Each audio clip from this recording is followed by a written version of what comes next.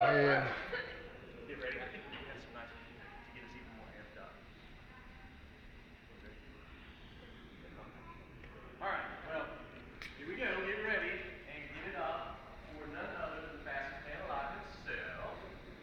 Flash, are you ready? Yeah. You're supposed to say that. Yes. All right. Well, since you are ready, let's bring out right now Mr. John Wesley Sherritt. Yeah.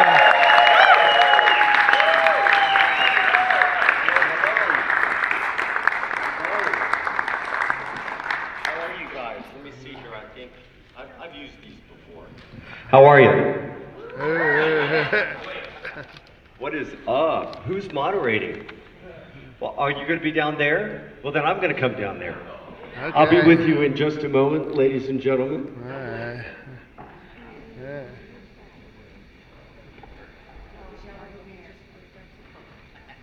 Yeah. Surprise! So what is up, man? We hardly need our mics. No, we're loud. Yeah, how are you? Good. How are you guys doing? Very intimate group here today. What's going on? Are you going to moderate, or am I just going to? Yeah. I mean, if you want to tell us stories or if they want to ask questions, that's what. Oh, okay. Well, let's just kick it off. Does anybody have anything particularly that they want to ask? Nice to meet you, by the way. Hold on. Okay, is that all right? So how does it feel, because you played Barry Allen Flash in the 90s, which is sort of a golden age compared to now, and now you play his father and the golden age Flash, in the current series. So is that, do you think much about that, or you're just having fun, or what's your perspective on it? Well, it just all kind of fits together. I tell people Henry Allen in the new telling is very different. Emmett Walsh was not wrongfully convicted of killing Priscilla Pointer in front of a 10-year-old me. That wasn't our story. And when I heard what Jeff Johns had done with the Allen family, I thought if they came to me, that's the role I would want. I wouldn't have particularly wanted to go right into Jay Garrick because two reasons. I wouldn't have wanted to be in competition with myself a quarter of a century earlier. And also, a bunch of really good-looking 20-somethings running around in superhero suits. But when I heard about the new telling of Henry, and he's in Iron Heights, and Barry is the only one who believes he's innocent, I thought that would carve out a unique place, separate from all the fireworks, from the fun and games, from the adventure aspect, where would be a good relationship not only for Barry and Henry, but also for John and Grant. Because when all the music died down and the lights went down and he needed to get vulnerable, we needed to see who he was on the inside.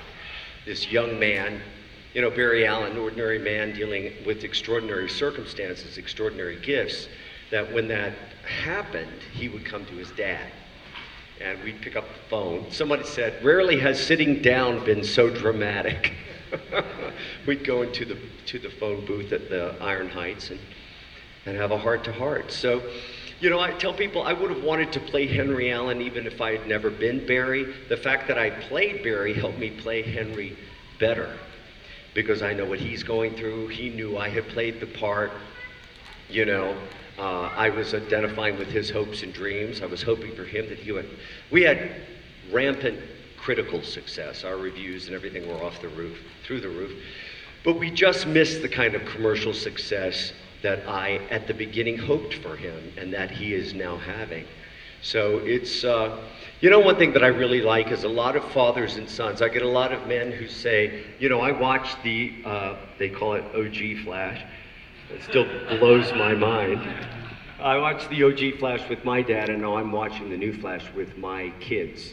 And I love that about our show, the multi-generational element. That is, it's a show everybody can sit down and watch, together. Thanks for that question. Anyone else? Oh, my gosh. How are you, Ben? When you started with the character, had they already decided that you were going to then become another Earth's Flash, or was it because you were such a great actor they decided we want to keep you on? I like the second answer best.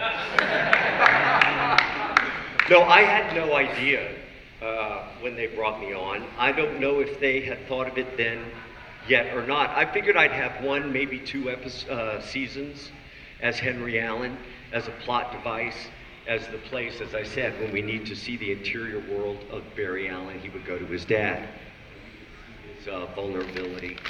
And then I came to do the last 4 episodes together in the end of season 2, and I thought, well, this is where we're going to say goodbye to Henry.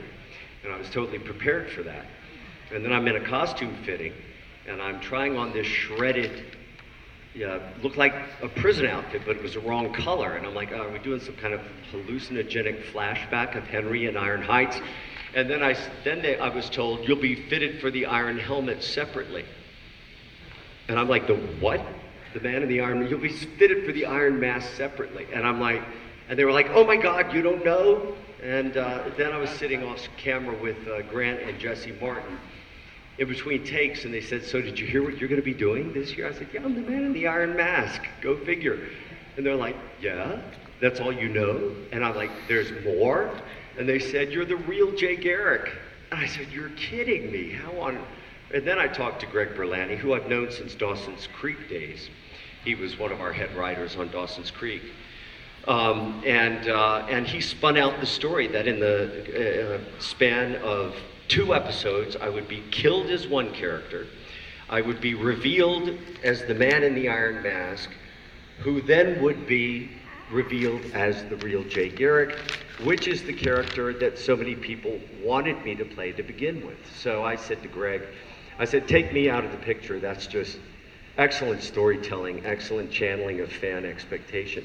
But no, it was a surprise to me. I mean, I don't know if they were doing a bait and switch on me, you know, figuring I wouldn't want to get, but I have to tell you, it was quite a confront. I was like, you want me to do what?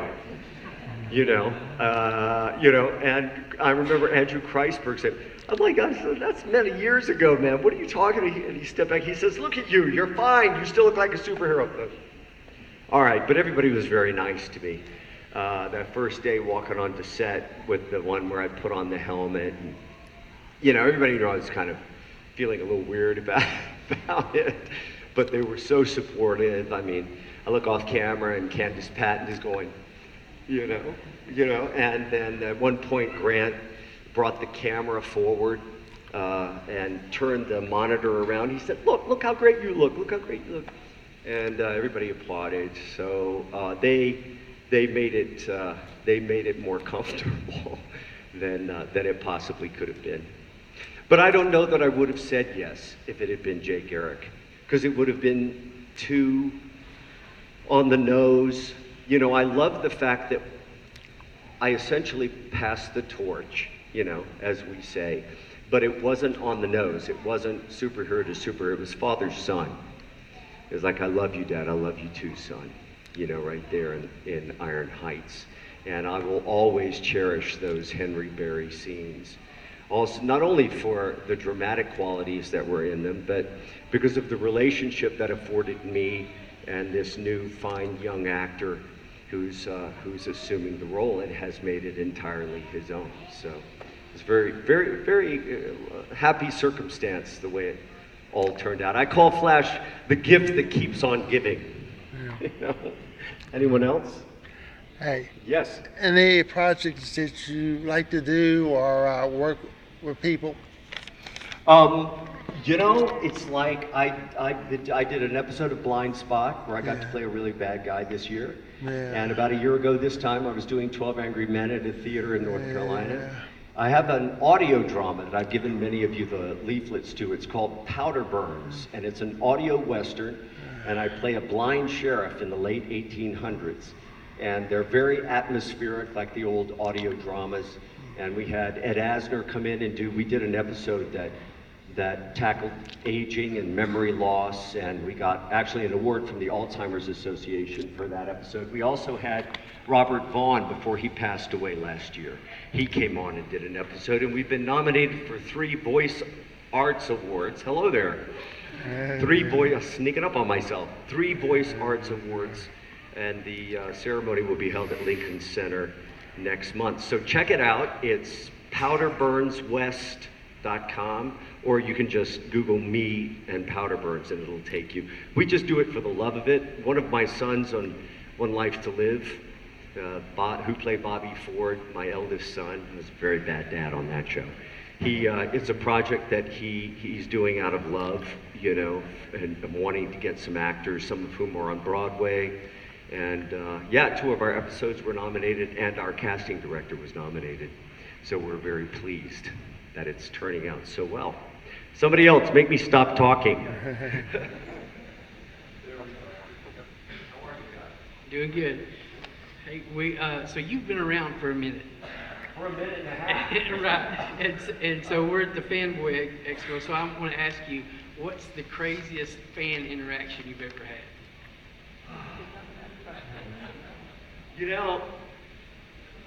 I don't catalog crazy. You know what I catalog are the moments, like I said, when the grown men come. There was a moment in Ecuador. We were just at an Ecuador Comic-Con, and it was off the hook. Thousands and thousands of people, a mob scene all the time. And this one woman who spoke English very haltingly came up, and we said hello, and she asked if she could have a hug, and I did, and she started to cry. And I know whenever that happens, something is going on with the person. That ain't about me, you know? And she told me that she and her brother used to watch the show together, and he had died about a year previously.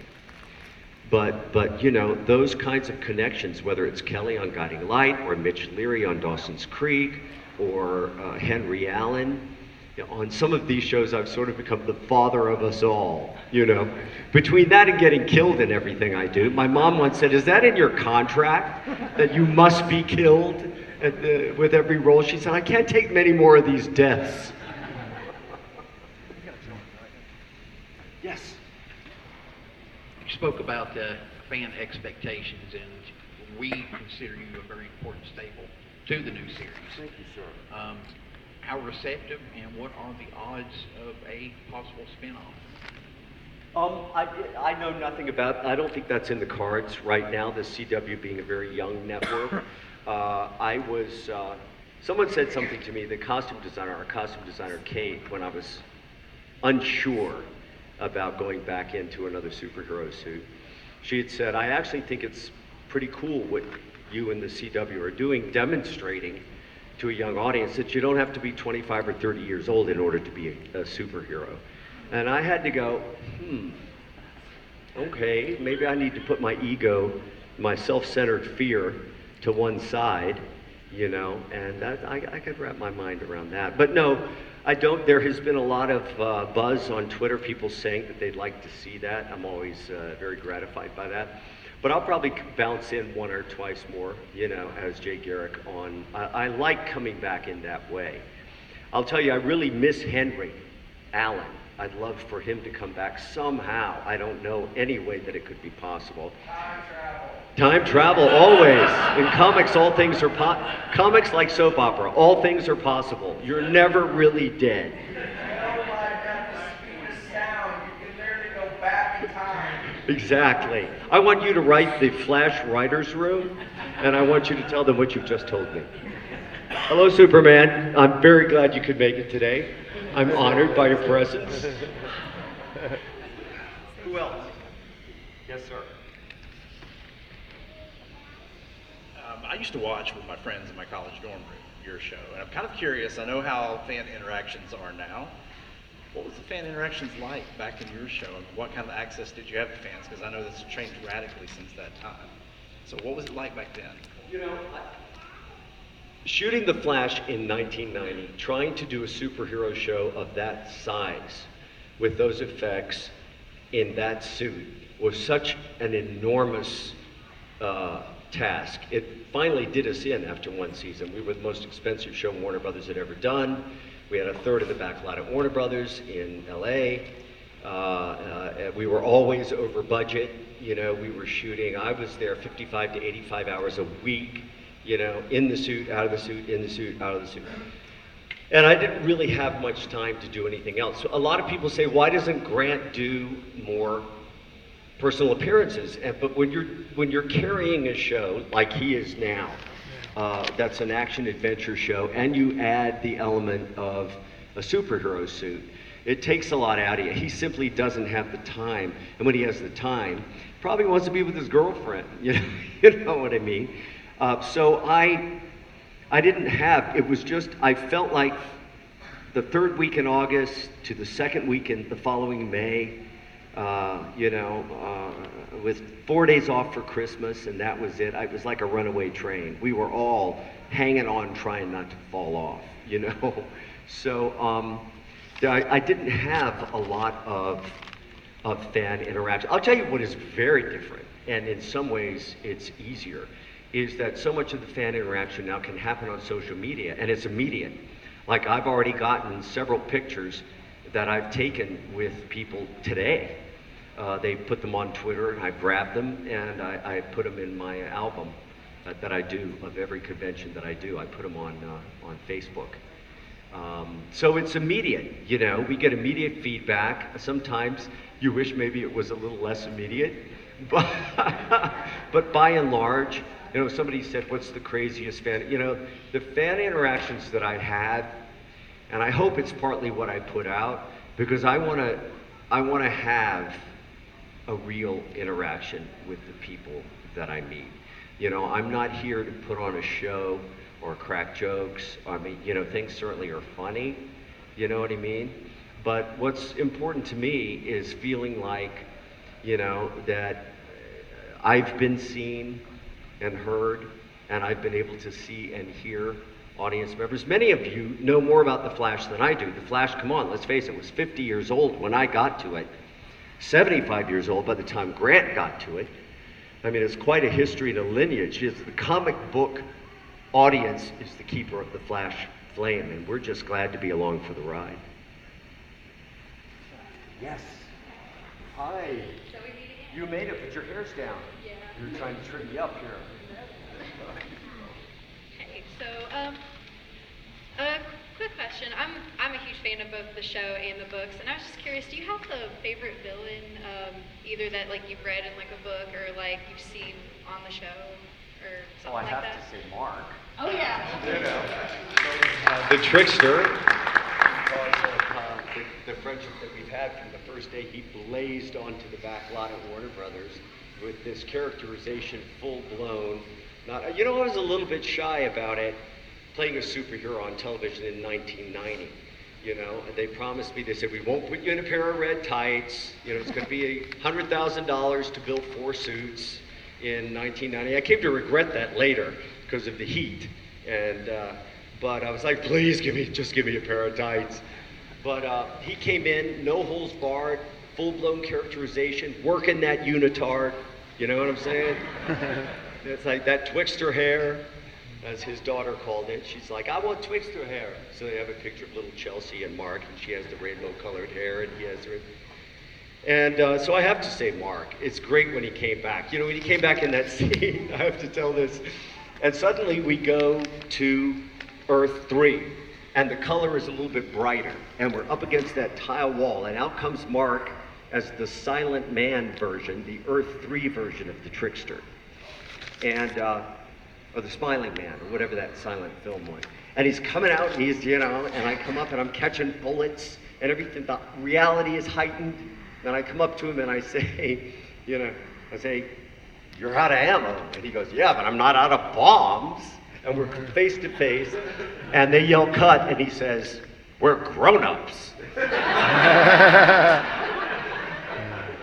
You know, and poor Grant, you know, it's his show, right? He comes over to the Earth 3 and everything is bigger than life, and I'm wearing helmets and bullets, and Mark is doing his trickster thing. He was like, man, what show have I landed in? You know, a total alternate reality.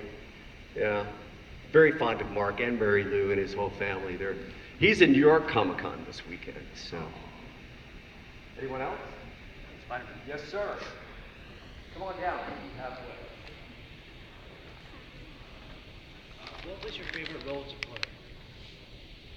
You know what? I always say my favorite role is the one I'm doing right now.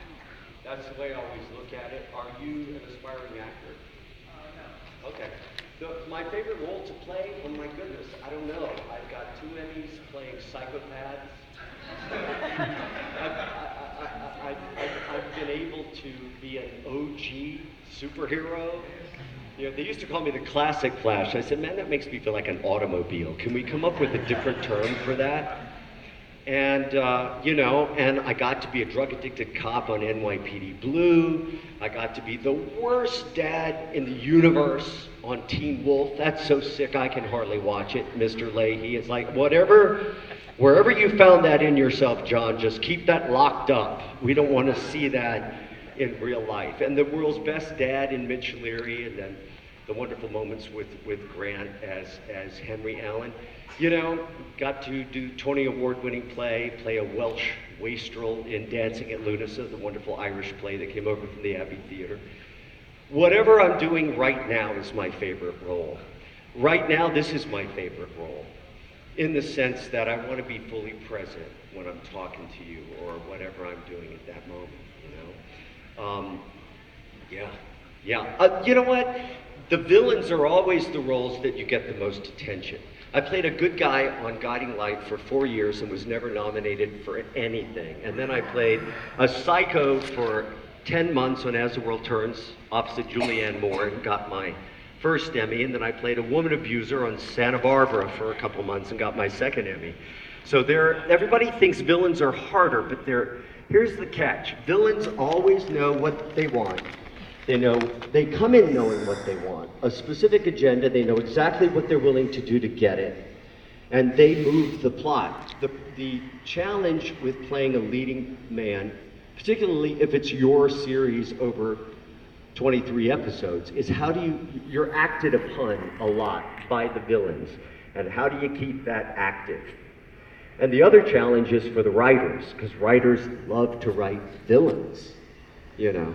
I mean, who doesn't want to write for Mark Hamill or, you know, in our show, Bryan Cranston or Michael Champion or, you know, all these wonderful actors that we had.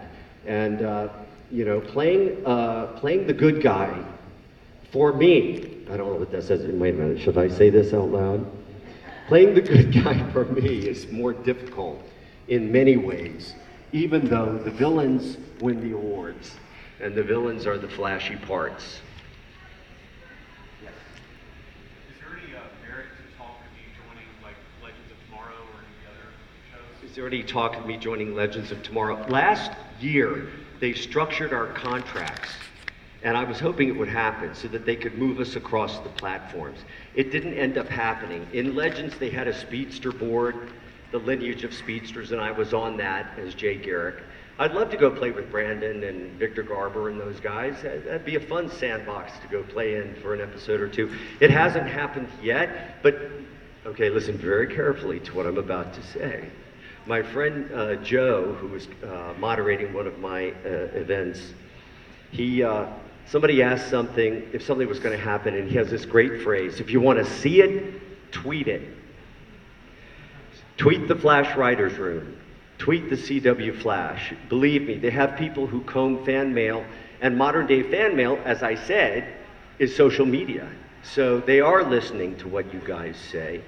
And so if you want to see it, tweet it, you know. Yes. We don't have phones. What if you don't have phones? Well, then you're going to have to talk to your neighbor. I'm sorry. You're just going to have to go knock on the door. So, as an actor, I was wondering, could you recall your first audition when you got into the Hollywood scene? How you felt about all that? Let me see, what would that be? I moved. Okay, hold on to your hats. I'm older than everybody in this room. And hold on to your cowl. I moved to New York in the late 70s. and I did industrial films. I'm a relic. I did Showtime's first original movie for television. They did the Best of Off-Broadway series that year. They did The Passion of Dracula, Me and My Girl, and The Dirtiest Show in Town.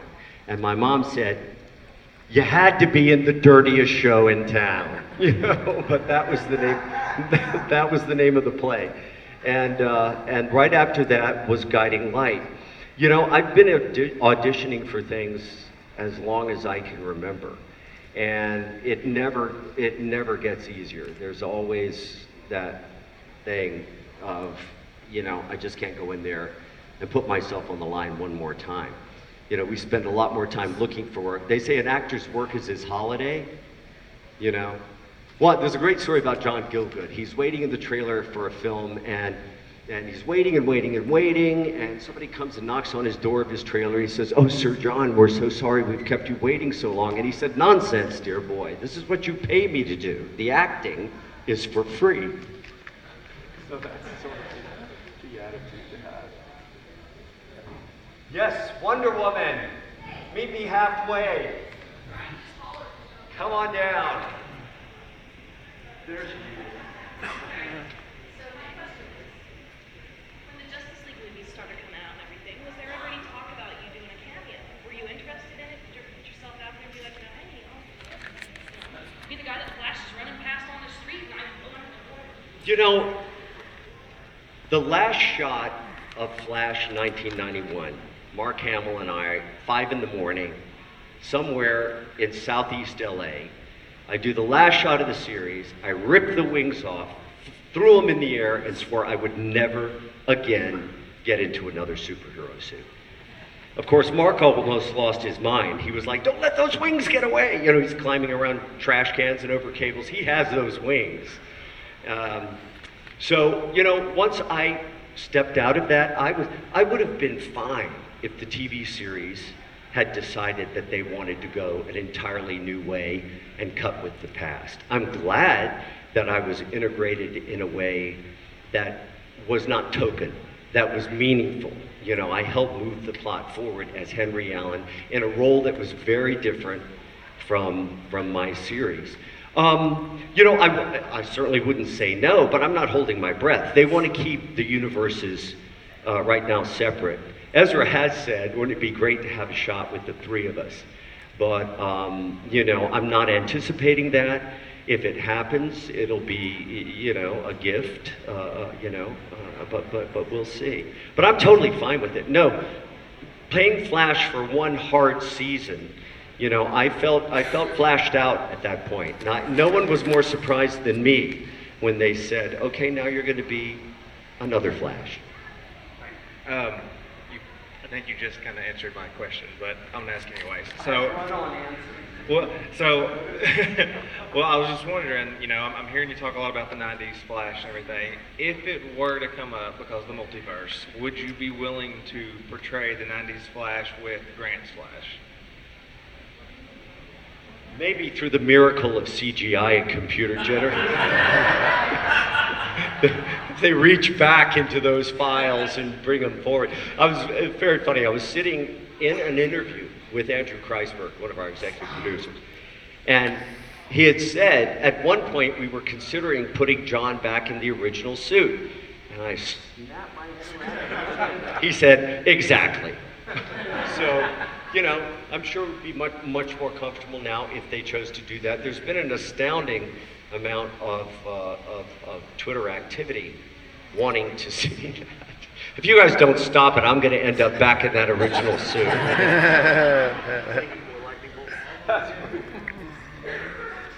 Who else? Yes. Speaking of the Justice League, are you excited to see what Ezra does with the Flash? Very much, very much. I mean, you know, it's as I said, I was the only live-action Flash for 24 years. So by the time they finally got it together to do a new Flash, man, I was ready. You know, and of course, you know, one thing is there's a very similar dynamic in between soap opera audiences and comic book audiences. Both are fiercely loyal, fiercely dedicated, and they know their lineage and their legacy. So when a new project is announced, there is inevitably a grumble that goes up. Well, we don't know about this. Well, he's so young. Well, he's too this. Well, he's too that. Well, he played a villain in Glee. How could he be a superhero? And I'm like, wait a minute. I played two psychos on my way to Flash, you know. So actually he's carrying on a tradition. We're all very big on tradition in here, right? And so I was delighted, particularly when I saw Grant on Arrow. And I thought, man, it's just sincerity. You know, there's no acting. Or rather, it's the highest form of acting, which is just truth. People say, what's Grant like? I say, what you see is what you get. There's very little artifice. I keep waiting for an actor of his age to have a false moment. And at least the times granted, I'm not there all the time, but the times that I've been there, I haven't been able to find one. He just, you know, the thing about those scenes is we just got to pick up the phones and just look at each other and tell the truth. And that's the best form of acting. So from that perspective, yeah, I'm ready to see Ezra. Did you guys notice that at San Diego Comic-Con, Ezra showed up to his panel in cosplay with yellow hair and a white raincoat? You gotta warm to that. You have to warm to that kind of enthusiasm. You know, 25 years ago, 27 years ago now, when I started The Flash, you wouldn't have dared done that. It would have been considered so uncool. Man, you must be so proud of yourselves because the rest of the entertainment industry has finally caught up with you. So give yourselves a hand. From what I understand, Grant is looking forward to it too. You know, it's like these are huge stories with a tremendous lineage that have gone on for decades and decades and that will continue after Grant, Ezra, and I have passed from the scene. So yeah, let's see a different take. I hope everybody in this room will go support that movie. I'm going to be sitting there to see what he does, you know? I mean, that's why there can be different Flashes. These stories are universal.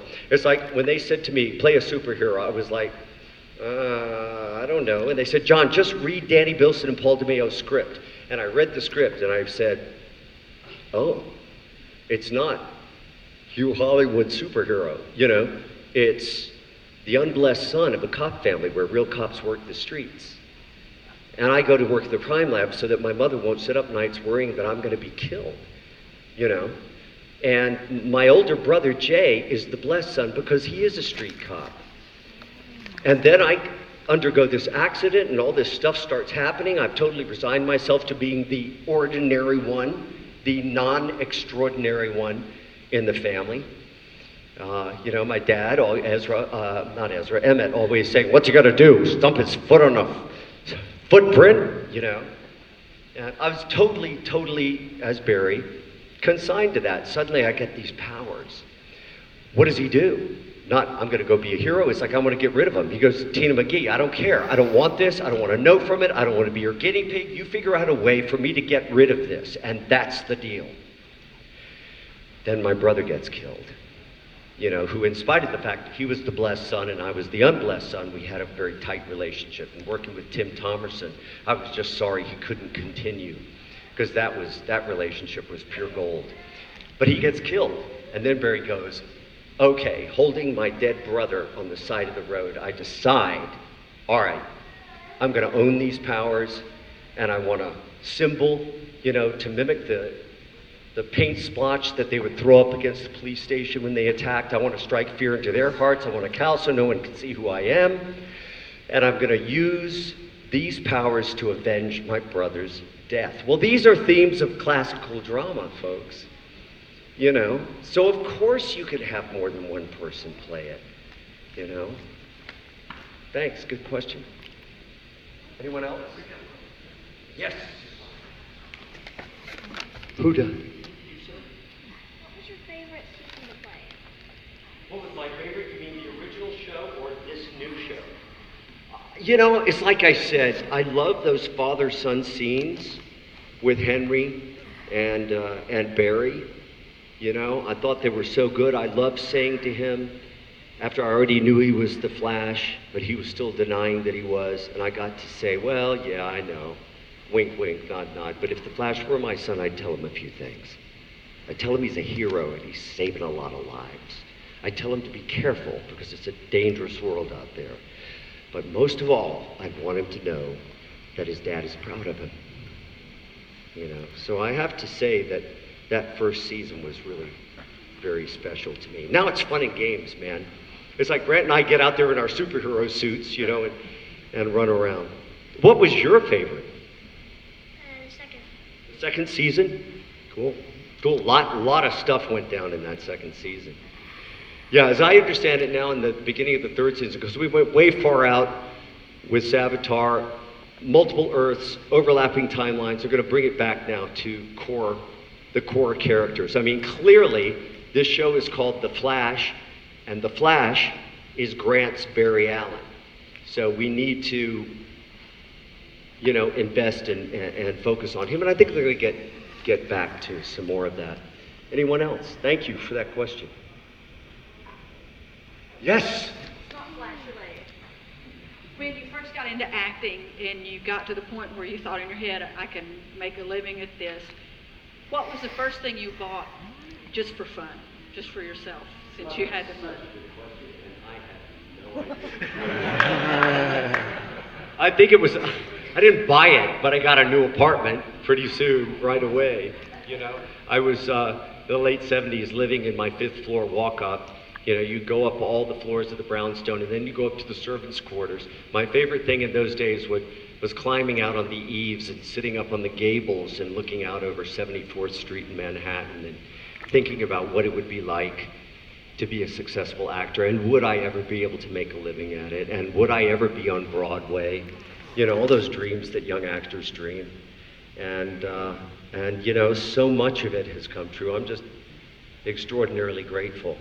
And one thing I also thought right away, because my family is very close, and I thought, oh man, the vacations we're going to be able to have, the things I'm going to be able to buy for my mom, the things that, you know, the fun things that if this goes the way it looks like it's going, I'm going to be able to afford to do that we might not have been able to afford to do otherwise. So that's been one of the biggest thrills for me.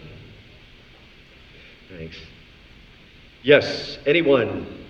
Did I just bring the whole room down with my sad family story? This young man right here. Stand up, sir, please. Here you go. What was your favorite scene? My favorite scene? I think I've just played the whole scene right over there. You know, I love the episode, and I'll tell you why I love that scene and why I remember that scene probably the most. You know, every time Grant and I would do a father-son scene, we'd think, well, that's the only way that, there are no more ways that scene can be done. And then there would be the moment when I was shanked in Iron Heights, because I'm working with Joe behind Barry's back to help solve crime on the inside. I end up in the infirmary, and I've got the flash on the newspaper, and I'm showing him, you know, I'm wanting him to, but I don't pull his covers when I realize he's not ready to tell me. I just opened the door with the lines I recited over there. I opened the door this much so that when he was ready to tell me, he could walk through the door. And he did that in the Trickster episode where how often do you get to be saved from a box of knives? You know? You gotta love this world. I'm sitting under a box of knives and, you know, the Trickster's the end of Henry Allen. And Barry comes in and he whisks me out. Finally, he's ready. And Grant transformed into like a 12-year-old. He gets this look on his face and he pulls the cowl back like, gee, Dad, look what I can do, you know, and my line was, well, you always did look good in red. Yeah. All right, everybody, let's give a hand for Sean. Come and check him out.